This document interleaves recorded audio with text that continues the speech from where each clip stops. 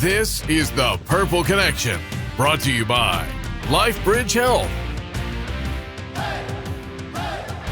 And welcome back to Purple Connection. It's time for What's the Word? I'm going to throw out a phrase and you guys fill in the blank. Grace, I'm going to start with you. Derrick Henry, an incredible night, rushed for almost 170 yards, 2 touchdowns, but did have that fumble. So Derrick Henry's night was blank. I'm going to say humbling, right? Like King Henry, anybody who totes that self-proclaimed name or whatever, like you got to live up to it, and he has, right? Like we know he is the number one, number two, arguably the best back in the league. I said, but like even the best fall, and sometimes you just like to me, like that's not a mistake he makes often, to his credit. But I think to come out there in game one, like that was a really humbling moment, because it was a key turning point in that game. Yeah, Tim, Derrick Henry's night. I'm going to skew more positive with Derrick Henry. It's freakish. Like, this guy he's a Madden-created player. Guys aren't supposed to be that big and run away from the opposing secondary. And age 31 season, what was the knock last year when he was coming to Baltimore? Oh, he's washed, he's done. All he did was run for over 1,900 yards last year, the most rushing yards in NFL history by an age 30 running back or more. And for him to have that type of night with just chunk run after chunk run after chunk run, he was a monster. Now, the fumble, of course, it was a huge part of the game, absolutely, but that's King Henry. Yeah, absolutely. All right, Kyle, I'm going to ask you about DeAndre Hopkins, one of the Ravens' big offseason acquisitions. Obviously had that incredible catch. Just 2 targets, but he made 2 catches, 35 yards and a touchdown. Not a bad debut for DeAndre Hopkins, but that one-handed touchdown catch was what? I would say defiant. I would say, we saw a little bit of DeAndre sniping online with some folks who were calling him washed. And then last night in the locker room, he said, yeah, I guess that's what washed receivers do. So I think even though he kind of said, I don't really care about making a touchdown catch, we're going to lose. I think last night that one-handed grab was a little bit about proving to himself that he's not the washed-up receiver that people say he's been all offseason. Yeah, I'm going to say handsy.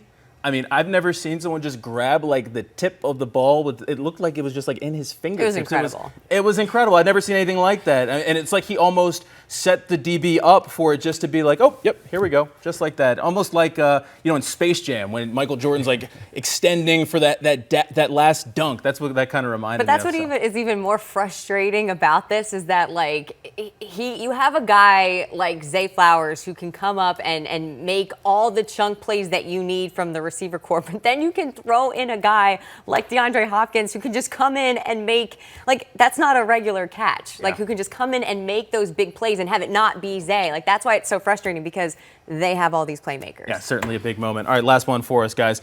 The biggest concern heading into week 2. Tim, I'm going to start with you. I'm going to go with the pass rush, and the pass rush has been a concern for me all offseason heading in, where it was non-existent last night. And the Bills, they have a really good offensive line, absolutely, but you're going to face really good offensive lines in January when you're in the playoffs. And with Joe Flacco, we know he's got the arm, we know he's going to sling it. This is his return to M&T Bank Stadium, first time since 2018 after the Ravens traded him following that season. If they aren't able to get after Joe Flacco, who is not nearly as mobile as Josh Allen, it could be trouble. Grace? I'm going to say O-line. I mean, they came out shaky, and then obviously we talked about the big moment was Lamar taking that hit that he did. I mean, that's another turning point in this game, that if you don't feel he was hit hard enough that you don't feel that your quarterback, who just so happens to be as great as Lamar Jackson, can't go in and create a game-winning drive, that doesn't give you a lot of confidence. That's a big concern for me. All right, Kyle, so we got defensive line, we got offensive line. What do you say? I like Tim's answer, but I'm going to go spin it up a little bit and say turnover margin. And if you watched the game yesterday, there was, even though Derrick Henry's fumble was the big turnover, there were a couple other opportunities where the Ravens lost the ball, or Kyle Hamilton's lateral back on the 2-point conversion. There were a bunch of opportunities that the Ravens made where they could have really gotten down in the turnover margin. If you remember Cleveland last year, that was the game where it just seemed like the turnover would not come. I believe Kyle Hamilton dropped an interception in that game. They got to win on the turnover margin, and they got to take care of the football. And I thought yesterday was just seeing how far they still have to go in that respect. Oh, you're saying you believe Kyle Hamilton dropped an interception? I'll never forget that one. I mean, it looked like Jameis was throwing that one right to him, and that would have sealed the game. And then on the opening drive, Malachi Starks dropped that interception too. So turnover margin definitely big. I'm going to be a little more ambiguous.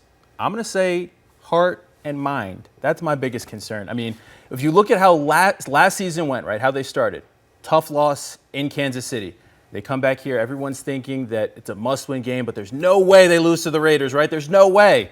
This kind of feels very similar, right? A tough, heartbreaking loss in Buffalo. There's no way Joe Flacco comes here and beats this Ravens team, right? There's no way. It just feels very similar, and just the way that, you know, some of the guys were talking, at least, I mean, obviously I know it's a crushing loss, but I'm wondering where this team is at mentally, especially. It kind of feels like here we go again kind of moment, guys. Don't you feel like that's kind of leadership, though? Like, I would be the first to argue last year with the MVP race with Josh Allen, right? If we were going off numbers, Lamar Jackson should have ran away with that MVP award. But here's the difference of Lamar and Josh Allen is that Josh Allen can will his team to win in those situations where I don't know that we've seen that proven by Lamar Jackson yet. And sometimes, especially at the quarterback position, that's what it takes. We got to go to break, but when we come back, we are going to certainly talk more about that. We're going to take a look around the league as well. We got Joe Flacco coming to Baltimore. Obviously, Joe Flacco still getting it done at 40 years old. We'll be back with more Purple Connection after this. The Purple Connection, brought to you by LifeBridge Health.